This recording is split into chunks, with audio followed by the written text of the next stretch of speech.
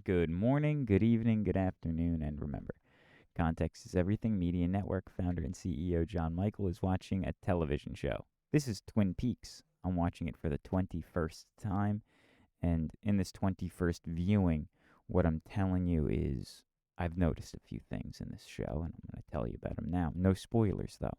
At 1 minute and 30 seconds of this episode, we're in Howard Smith's house, and he is just come to the realization that Donna was trying to steal Laura Palmer's secret diary from him, and that her motives were not pure for her kindness toward him. He says, I invested my heart and soul in you, but you're just like the others. You've contaminated me, he says. And then later, in like a minute and a half, you see at 3 minutes and 22 seconds, you see him with a bug pump spraying his flowers to decontaminate them because he feels he is contaminated. It's not working. He screams no to the ceiling and continue watching the show to see what happens next.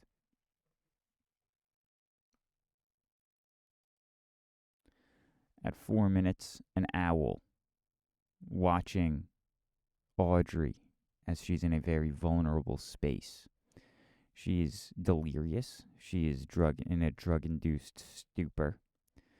And the thought comes to mind that maybe it's in this drug-induced stupor that these people become most vulnerable to the owls. The owls are not what they seem, right?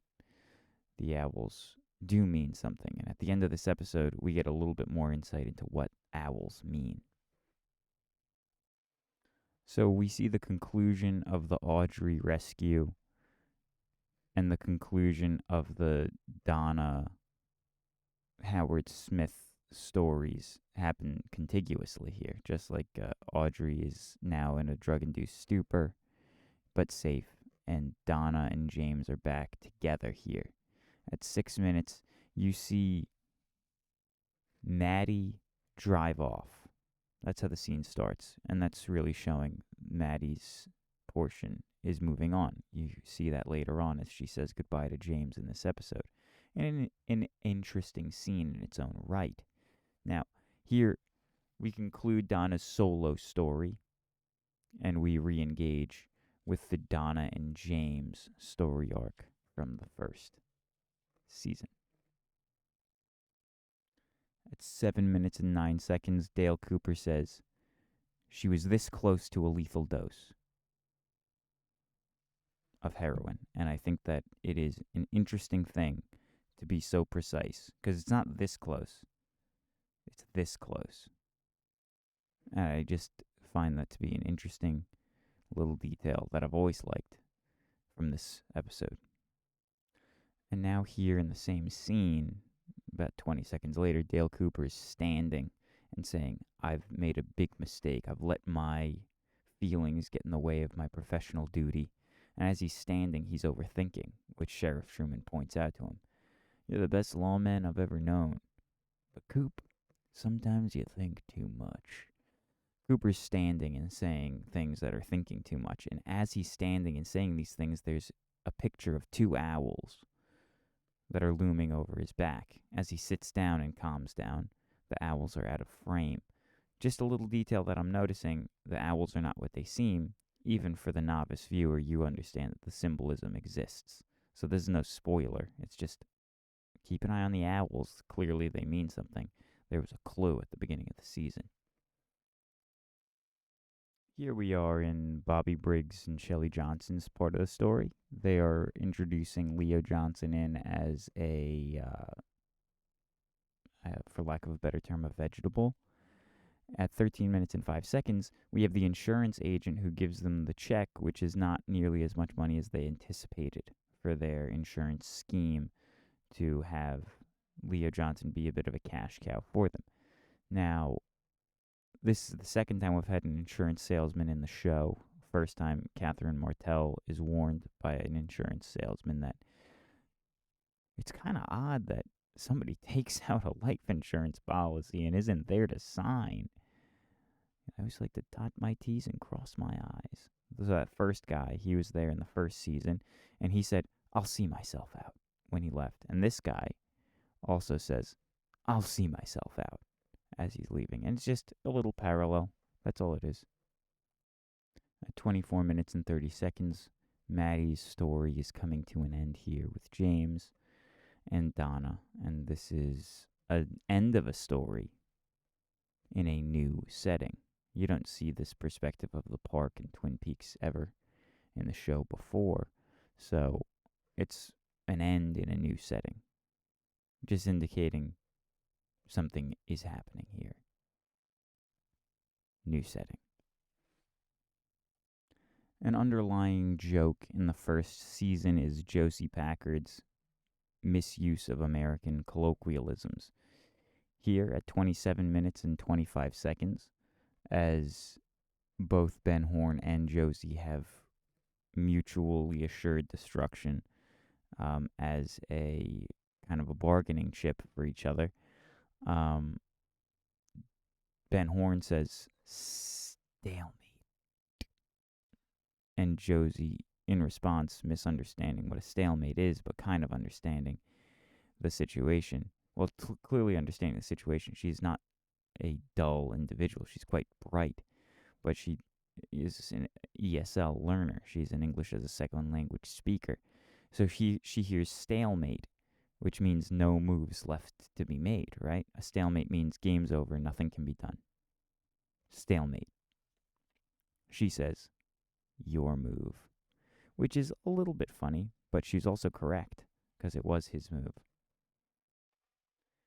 At 31 minutes and 40 seconds, I can guarantee you that I've misspelled the word Chihuahua on this sticky note. Dale Cooper enters the sheriff's department to see Gordon Cole, his boss, and the director of many of the episodes of this show and creator of the show, David Lynch, playing Gordon Cole there, his boss. You look to me today as a small Mexican Chihuahua, meaning he looks a little bit shaken up, you know. Chihuahuas always kind of look on edge.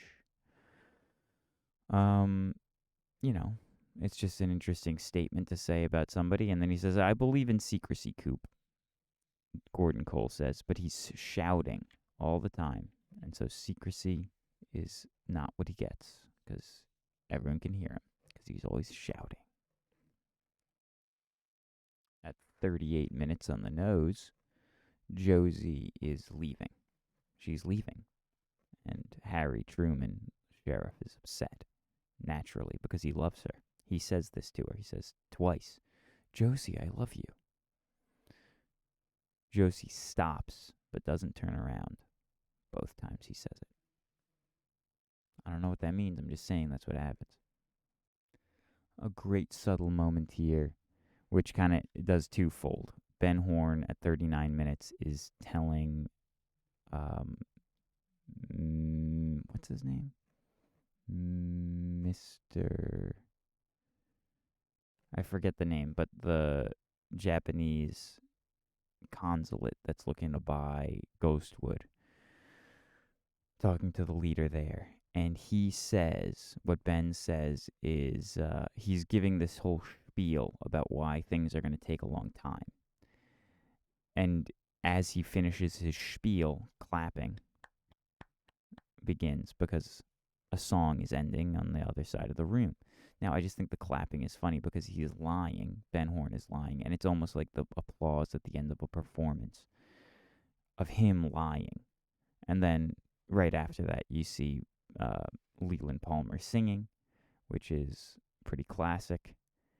And at the end of Leland Palmer's number, wherein he ropes Ben Horn into singing as well,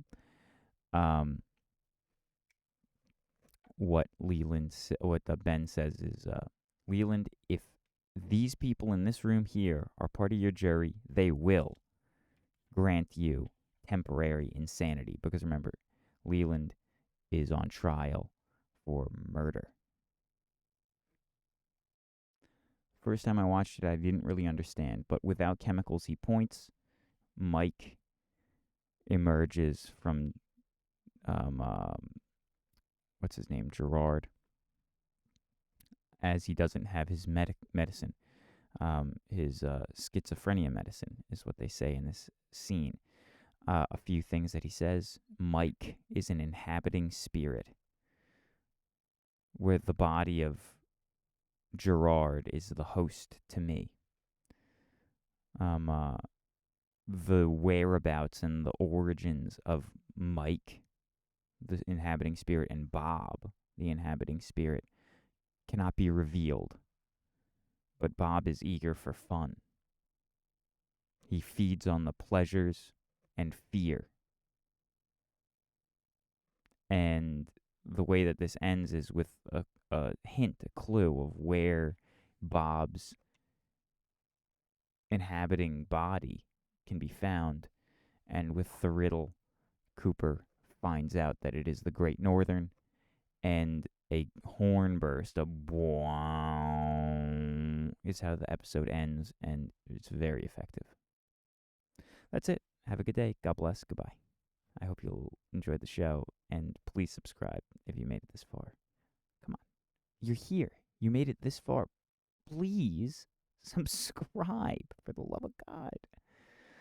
Thank you.